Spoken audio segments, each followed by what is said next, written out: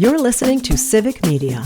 You can tune into any of our live shows on any radio station across the state with the Civic Media app. Find us in your phone's app store and listen anytime, anywhere.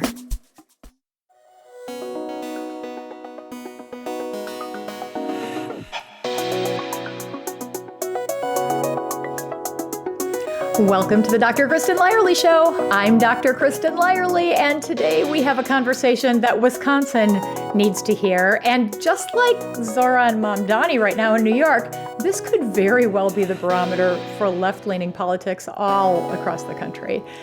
My guest is the very exciting State Representative Francesca Hong. She's making history yet again.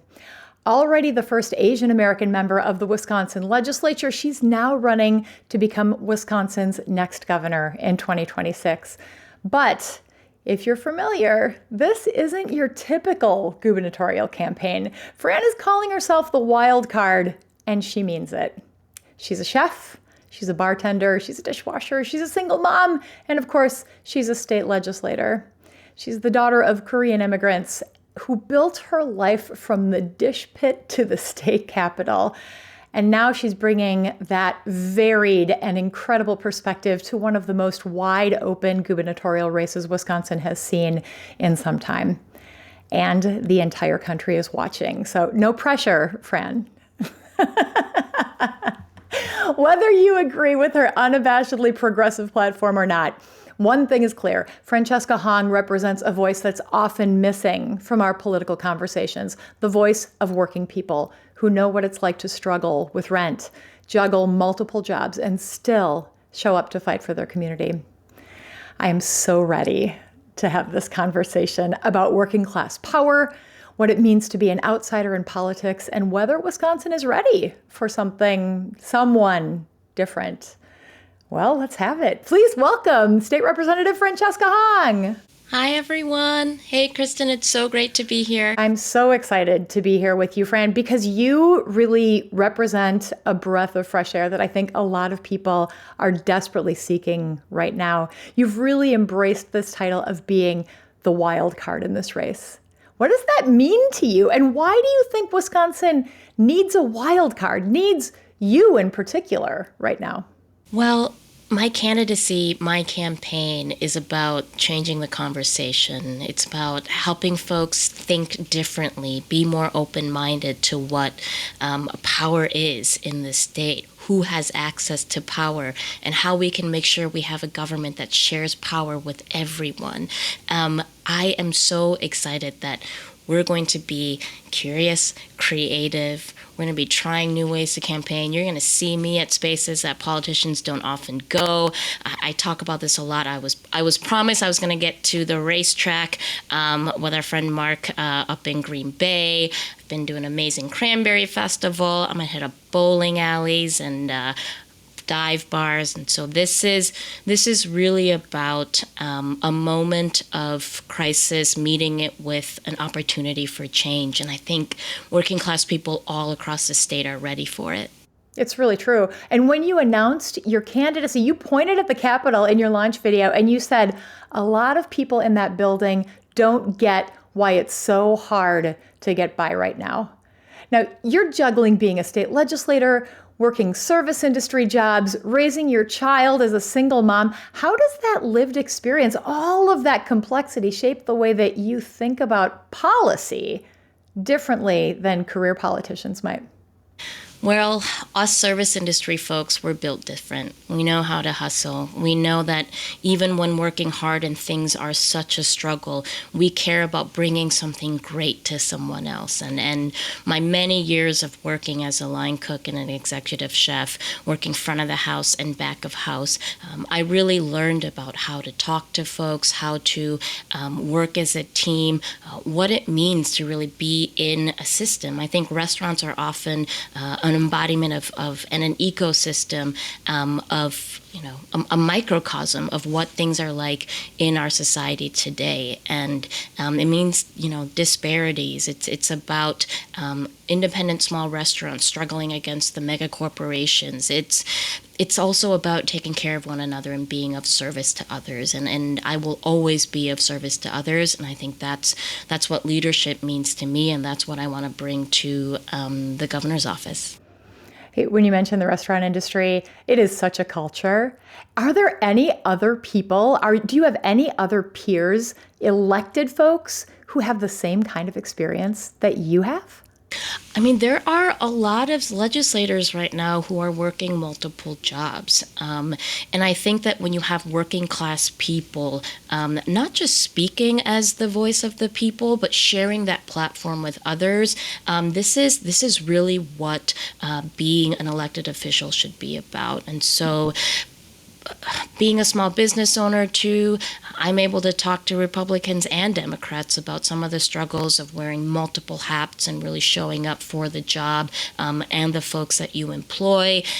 Being a restaurant industry worker means that I've seen the best and worst of humanity, and I'm going to tell you that in that Capitol, there are some folks who are really great about our shared humanity, and some folks I wonder about if I really want to be sharing my humanity with them. Yeah, I know exactly what you're talking about. So of the folks that you work with, many of them, as you said, work more than one job. Wisconsin's not a state that has a ton of money flowing into politics, at least on the state level. You have made a pledge not to accept corporate PAC money, and you are not self-funding. You are running a true grassroots campaign. But again, not a lot of deep pockets here in the state. How do you build a winning campaign on that kind of grassroots support alone? Working class people power. There are more of us than the billionaires, and there are more of us who are that they know. We know that the system is rigged to serve the billionaires and mega corporations, and so these grassroots donations, the volunteers. I mean, our average donation right now is around $47, and we have folks donating from all across the state and all across the country. And so, if you do the math about how many more of us are working class people who are powering this campaign, that I don't need to take corporate PAC money and not be held accountable to the donors and the big tech and the big pharma. I'm held accountable to the working class people who elect me, the people who care about themselves and their community, and they trust that their governor is going to put those people first every time. And I'll note too, we've got almost 600 volunteers, and we've only been in this campaign for about 3 weeks. And these volunteers are in Superior, they're in Wild Rose, they're in Janesville, and in towns that I've never heard of in Wisconsin. And so this excitement, this folks ready to be a part of a movement and create change for themselves and their communities, to fight back against a system that doesn't work for us, it is so incredibly exciting, and I think it's only going to get more people excited to support us, whether it's with their dollars or with their time. That is grassroots. 600 volunteers in 3 weeks. Seriously?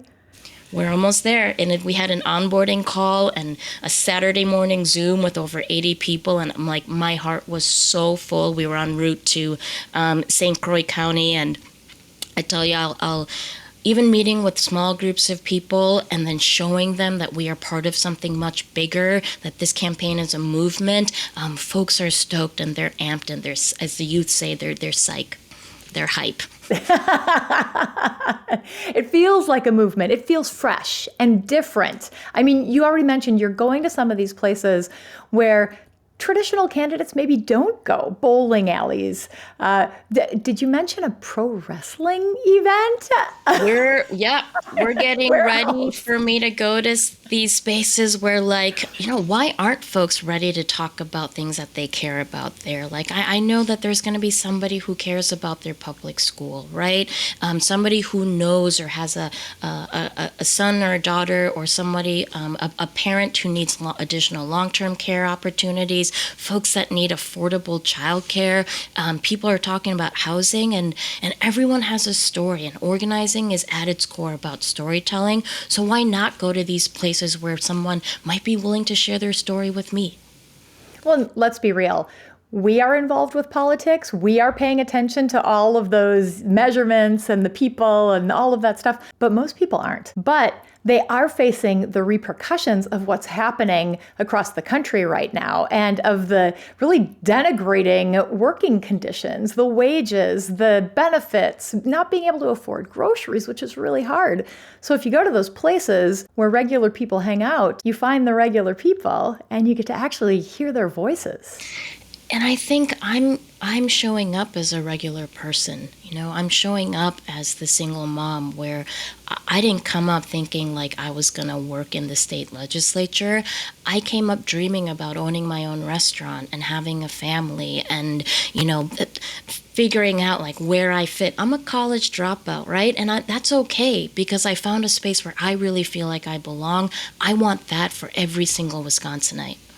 You are your authentic self. And that's what you are known for being. You, outspoken, not holding back. Even sometimes there might be a little profanity, including in your launch video, but that is how you are. And I think that people really respect that. They're tired of seeing politicians who just show this polished version of themselves and then turn around and are somebody different when they're actually doing the work. But the question is, do you think Wisconsin is ready for a governor who talks real people talk? Or do you worry about being seen as unprofessional? These are times of fear and chaos, straight up fascism, and folks are ready to meet these moments, and they already are, with courage, with relentless, just like, fight. And I think that we should be meeting righteous anger with righteous anger and then figuring out how to harness that and do something really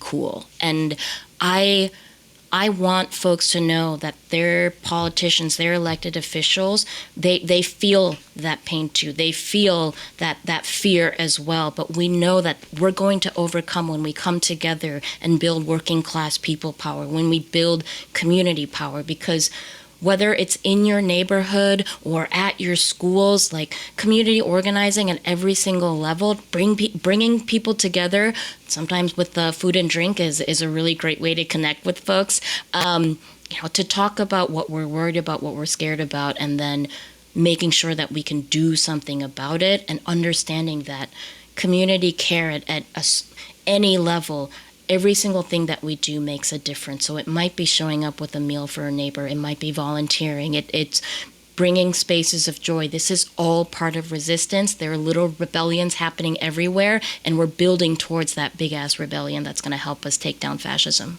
And food and drink is always a benefit, always a bonus for bringing people in. Absolutely. What are you hearing on the campaign trail from regular folks that you're talking with? I think more and more people are understanding that our federal government is one that endorses mass suffering, kidnapping, murder, and they,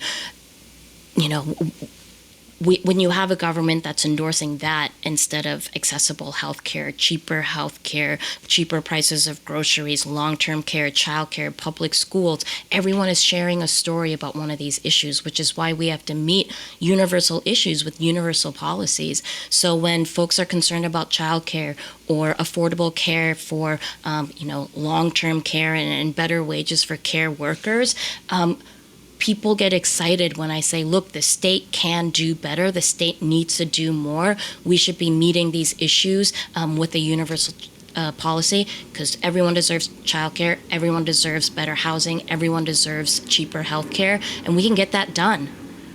I think we can get it done too. And I'm excited to continue this conversation. On the other side of the break, I'm talking with Wisconsin gubernatorial candidate Francesca about her wild card race for governor. When we come back, let's talk a little bit about your cultural and personal identity and how it impacts your approach to the race. All right, you are listening to the Dr. Kristin Lyerly Show on the Civic Media Radio Network. You're listening to Civic Media. Stay up to date on the latest news and information for your local community and Wisconsin by signing up for our free email newsletter. Visit civicmedia.us/email to get started. Welcome back to the Dr. Kristin Lyerly Show. I'm Dr. Kristin Lyerly, and I'm here with candidate for Wisconsin Governor, Francesca Hahn. We are talking about her wild card campaign and what sets her apart from the other candidates in this increasingly crowded Democratic primary. And Fran, I want to focus on something really unique about you that in many ways defines you, and it's your cultural identity as an Asian American. Your parents are immigrants, and we are living in really fractured times when rhetoric about immigrants is driving much of the Trump administration's actions. How does your lived experience shape your approach to this race for governor of what is arguably the most tightly contested swing state in the entire country? I am so proud to be a daughter of immigrants, and I think that being able to show up as a mom, as a daughter of immigrants, as a proud Asian American, as a proud Korean, I think that it allows other folks to be proud of multiple identities, that we all get to hold multiple identities. And I also have direct experience with the fear of not knowing if you're going to be able to stay with your family, to continue to be a good neighbor, to be able to work the job that you've worked for to attain, be, in the schools and the classrooms where you're learning more about yourselves and the culture and the neighborhoods that you're living in. And so in a time where there is such deep division, hate, and weaponizing that fear to place the blame of what's been a rigged system in our country on folks who are our neighbors, who have been contributing to our communities, that have allowed us to have such a rich, diverse, cultural experience. When I think about the different foods that I've gotten to eat, the different languages I've been able to hear, I still remember when I was hiking at Devil's Lake and I heard probably at least 6-7 different languages. When I went there when I was a kid, I really didn't see anyone else that looked like me. And so I think these experiences, these identities I hold, they really allow me to celebrate diversity and fight for it and know that every family deserves to be kept together. And so that's why I introduce legislation, keep families together, that helps protect our communities and make sure that the state violence and state-sanctioned violence that's coming down on our communities, that we're all working together to keep each other safe. As long as you mentioned the legislation that you've introduced, let's talk about some of the other really exciting stuff that you've worked on. In particular, the legislation that you passed requiring schools to teach Hmong and Asian American history. And also you've launched the Legislative Asian Caucus, tripling the number of elected Asian Americans in our legislature in the last cycle. How do efforts like this connect to your broader vision for Wisconsin, how you will serve as governor? We have the third largest Hmong population in the country, and we're celebrating this year the 50th anniversary of Hmong and Southeast Asian refugees here in our state and in the country. And I think the thing that I love most about being able to pass legislation that would include Asian American history in our K-12 public schools means that our kids now and for future generations are going to be able to see themselves in the textbooks, to feel proud to share their stories, to know that they are a key part that is like our woven fabric of what it means to be in Wisconsin. And I think, when you have folks that look like you, who maybe believe like you, who have shared lived experiences, even if we might not share the same politics, it's important to know that, we can have folks from these diverse backgrounds have access to power, to be in positions of power, to help other folks imagine better. Because I always talk about how with fascism, one of the things that they try to do, and the reason why they're trying to divide us, because they don't want us to be able to imagine better for ourselves and the folks in our communities. And so whether it's through legislation that about education curriculum, whether it's about making sure that we have more more elected officials who are from diverse backgrounds, who are Asian American, it's going to encourage folks and let folks know that it's okay to imagine better, that this is what we need to do. And when we have more voices at the table, we have more people with platforms who are going to be able to make sure that other folks have a voice to be able to share their experience and what it means to be in Wisconsin for them. And for the longest time, actually until you were elected, we had never had an Asian American representative in the state of Wisconsin. You are the first. How has that experience shaped your approach to governance as a legislator and as a future governor? For me, it's about making government accessible. So I think a lot of folks, they may have seen a candidate come in during election cycle into their communities, give a speech, and then not come back, right?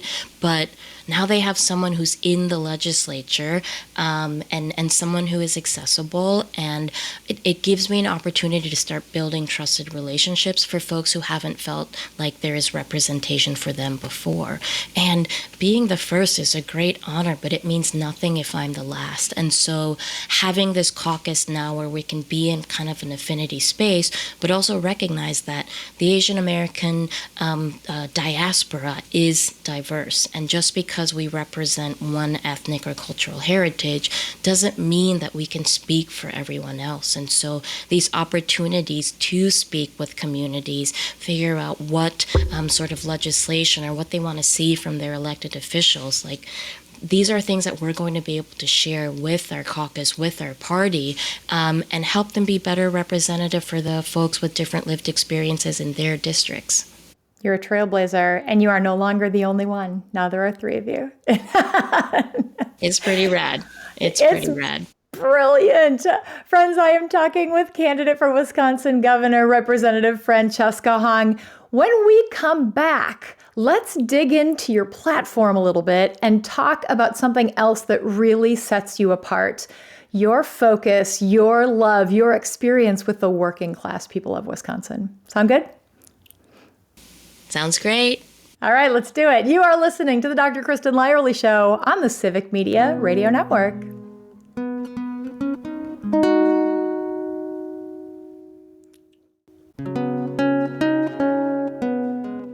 Welcome back to the Dr. Kristin Lyerly Show. I'm Dr. Kristin Lyerly here with gubernatorial candidate Francesca Hong. She's running for Wisconsin governor, talking about her unconventional wildcard campaign and what sets her apart.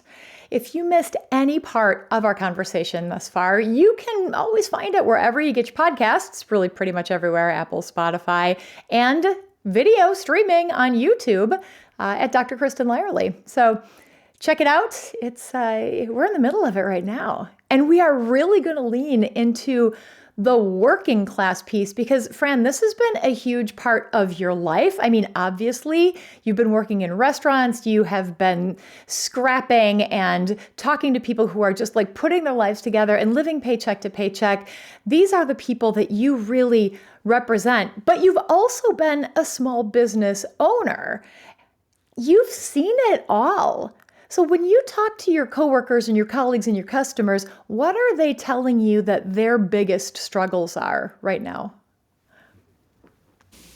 I think there is an element of despair everywhere. And before getting into specific issues, folks are telling me that they're pissed, that they don't know exactly how to respond to what's going on, that they want to do something, but they're not, they're not quite sure what. What do we do now?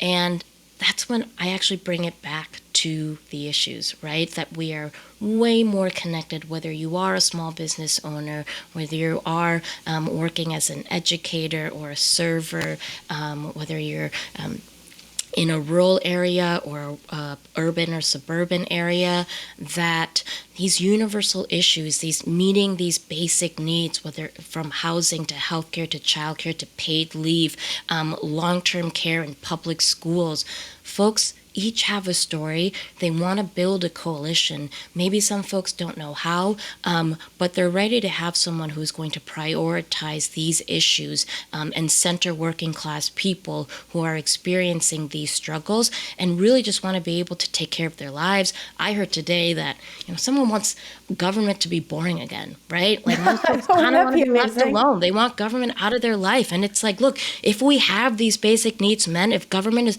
providing the services they're supposed to be, if government is actually a force of good, I think a lot of us would be better off, and we have that freedom to be able to live the lives that we want and to be able to live with dignity and age with dignity. I think so many people feel that way. They're not thinking government is, politics, it's Democrats and Republicans. They're thinking, I can't afford groceries. I can't afford my health care. And a huge issue in Wisconsin, and you've dealt with this in the legislature, is childcare. You've talked about universal childcare. You've talked about paid family leave, affordable housing, all of those things that are just bread and butter issues for regular people. But you probably can't get it all done right away when you're elected. So what will you prioritize once elected governor of Wisconsin?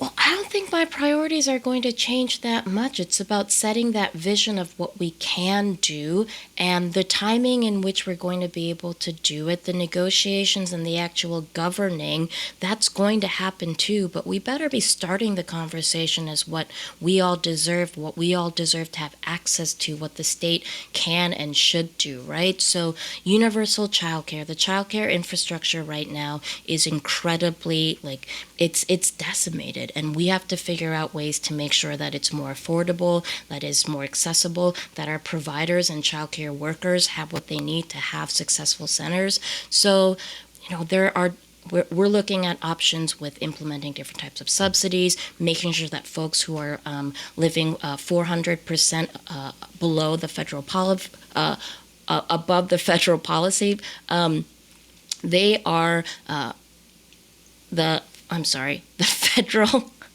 poverty limit, FPL, all of those folks would be eligible for free childcare. And so we have to look at ways to increase revenue and making sure that the taxpayers have their taxes going to things that they care about, and that we have folks who are at the very top paying their fair share of taxes. And so it's going to take some innovation, but in terms of implementation, whether it's through the budget or through legislation, we better be starting at the top with a vision where it works for everyone, is accessible to everyone, that it's cheaper for everyone, and then negotiate if we need to and figure out timing and implementation. But right now, incrementalism is irresponsible, and starting with that bold vision, working with folks in the legislature to figure out how we can get that implemented as fast as we can, but meeting this moment with urgency, making sure the local governments, that really the policies that they pass at the local level, they hit our families first and what can do. And we need to make sure folks feel the changes and the things that can make their lives better as soon as possible, which is why we have to start with making sure that our local governments have what they need, and that we are starting with universal policies first. Yes, and creating an environment where people can live their lives, they can afford their daily lives. And one of those things is something that's been near and dear to you. So many things have been near and dear to you, but let's talk about affordable housing. How has that personal experience helped shape your policy proposals? So I'm a renter in a majority renter city, and I think that, we're watching essentially bad actors, bad landlords not be held accountable. So we need better enforcement mechanisms from the state to make sure that tenants have their rights protected. We have to make it more affordable to build more affordable housing.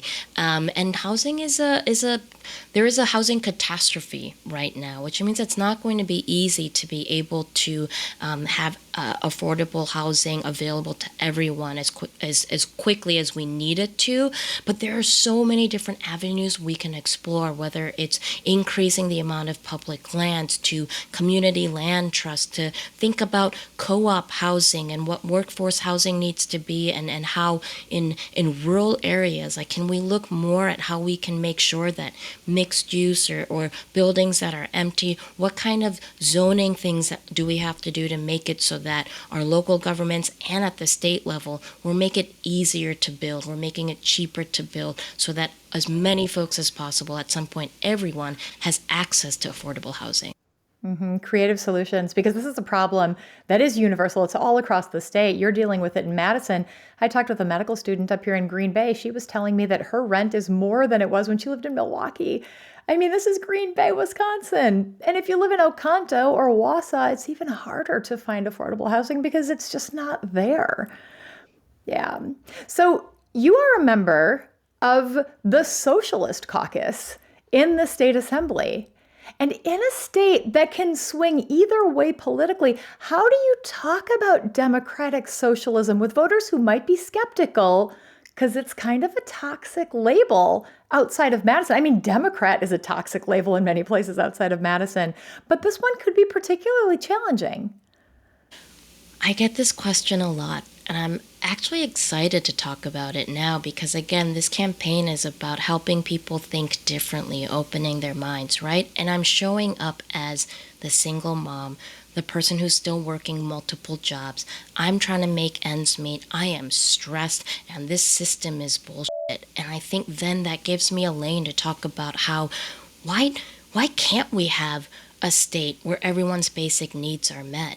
And then we say, look, it's right because the politicians that we've had before us have served the billionaires and the mega corporations, and they haven't been listening to you and your communities who have been telling us what you need for years, which is more affordable housing, affordable childcare, strong public schools that are fully funded. We're an aging state. Folks need, care workers need to have, and caregivers need better wages and good working conditions. We should be a state where you can access and collectively bargain and unionize your workplace. And so there is this opportunity for change. And regardless of my current political identity, my identity as a working class person right now who believes in working class power, that's what I'm focused on, is the issues and the things that matter to you to make sure that you can live a life of dignity, a life where you can care for yourself. And I think that when it comes back to the issues, it's about who I am as a person, as a working class person now, who's going to always fight for working class people. That all sounds amazing to me as a mom and a doctor who wants my kids and my patients to be able to have access to all of those social determinants that will allow them to live a healthy life. But your Republican opponent is not going to feel that way, and you know that they are going to attack you on your platform of socialist ideology. So how would you respond to critics who say that your policies are utopian and too far to the left? The policies that politicians, regardless of political identity, have been prioritizing is part of the reason that we are here, because we have allowed the policies that serve the wealthiest few to take control of our lives and the way that we have been trying to live the lives here in Wisconsin as Wisconsinites. And so I think that, Tom Tiffin and I actually, he asked to take a picture with me the other day at a Milwaukee Really? event. And so I don't know if that means we're starting off cordial when we're going to have to face each other in the general. But these are folks who don't give a shit about the people. Tom Tiffany has voted for tariffs that hurt our business. Tom Tiffany has voted to take away your health care. Tom Tiffany has voted to take food away from children. And so the things that I am fighting for, universal school meals where every kid has access to a healthy breakfast and lunch, where nobody has to choose between their paycheck and having to go to work sick and not be able to take care of a new baby or loved one.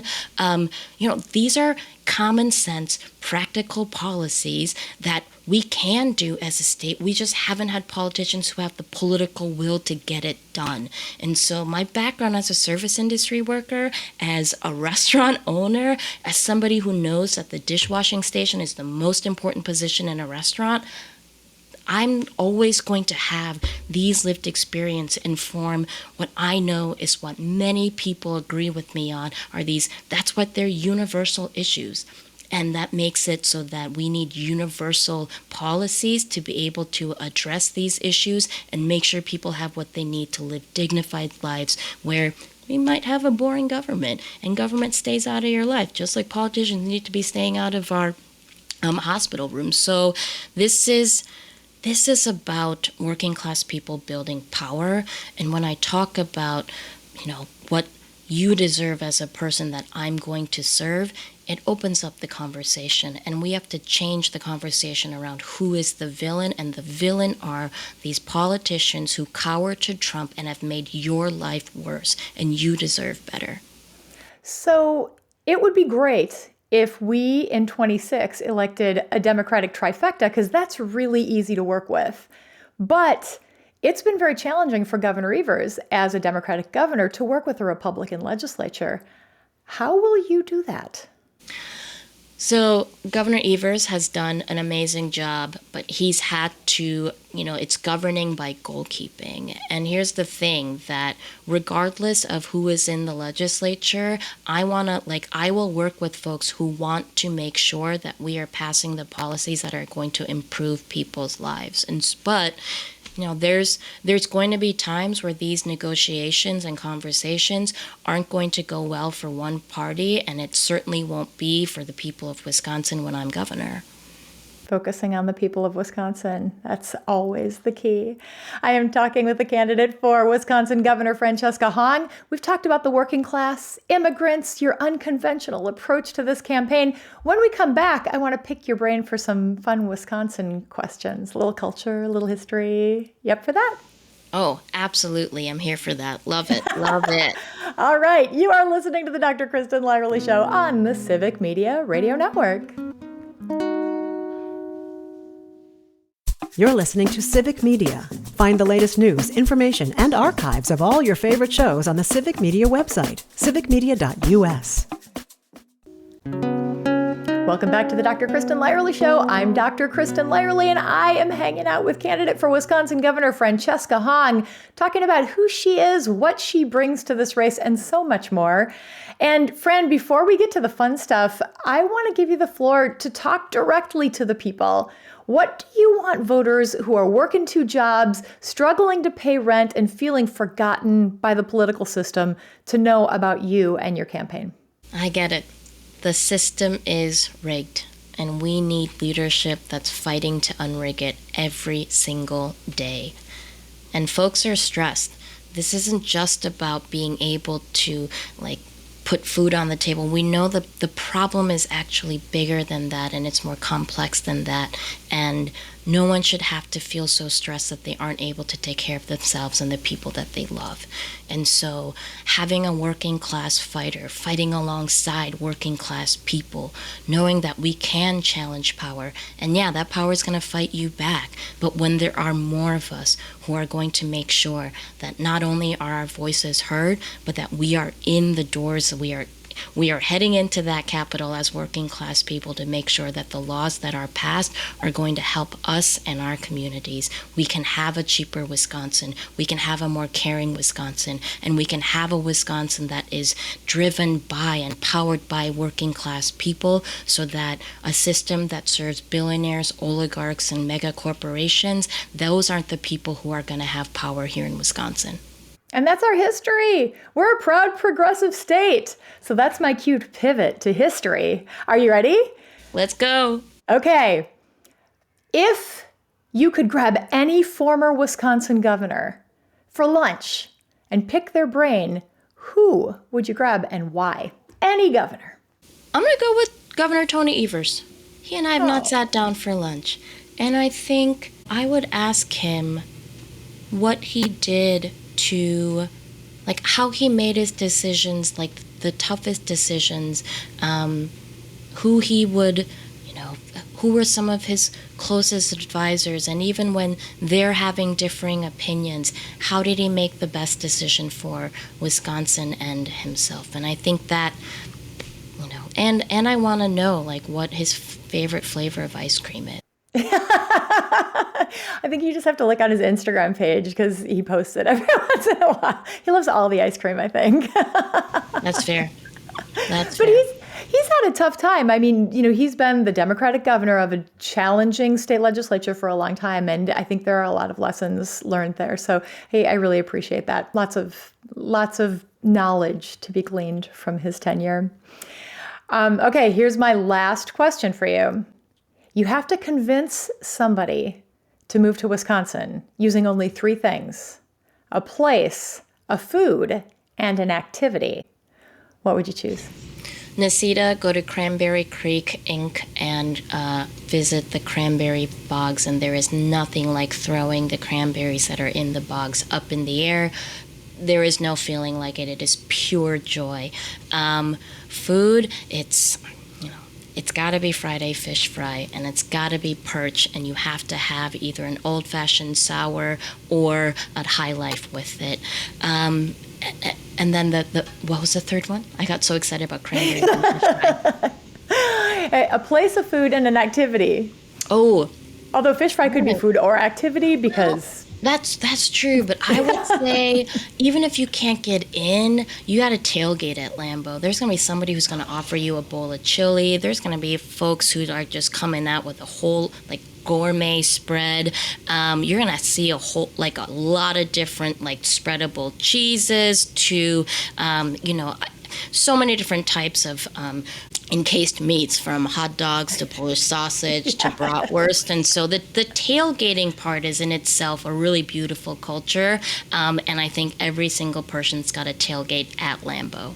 That is one of my favorite things to do because I live fairly close, so I can ride my bike down there and tailgate, and then I ride back because I usually don't have tickets, and just listen to the game as I'm riding. And it is just hearing it and smelling it and the friendliness, and even how the opposing teams, the fans of the opposing teams, get sucked into that culture, because there is something really beautiful and delightful about the people of this state and how we come together, maybe even especially in hard times, to support each other and to find a way forward. Absolutely. This is about building community and finding community, especially in these times. And I think that, when we come together around a table, we talk a lot on this campaign about sharing the table.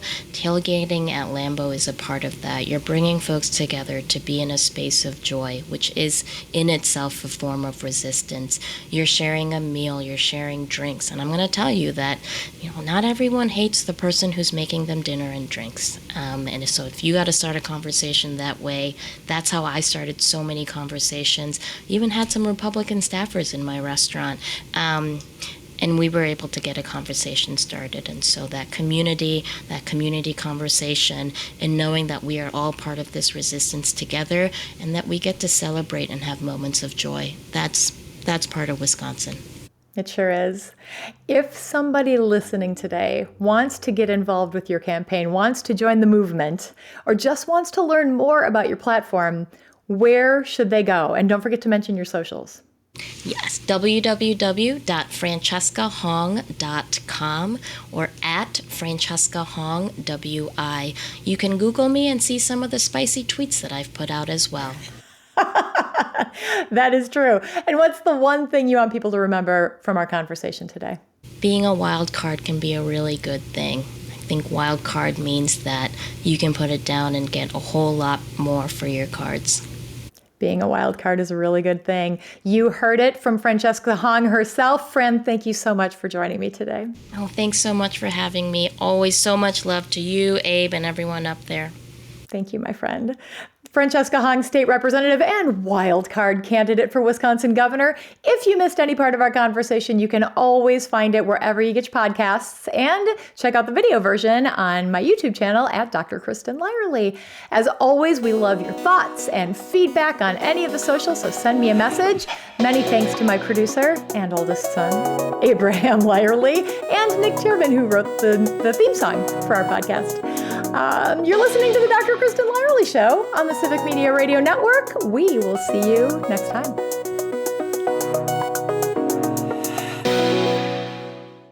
The national news cycle never stops, but it can be hard to find news about your local community. Civic Media is dedicated to providing quality local and state news coverage across Wisconsin. With the Civic Media app, you can get notifications about local stories that matter to you and your community. Find the free Civic Media app in your phone's app store and choose notifications from the menu to tell us what kind of news you want to hear about.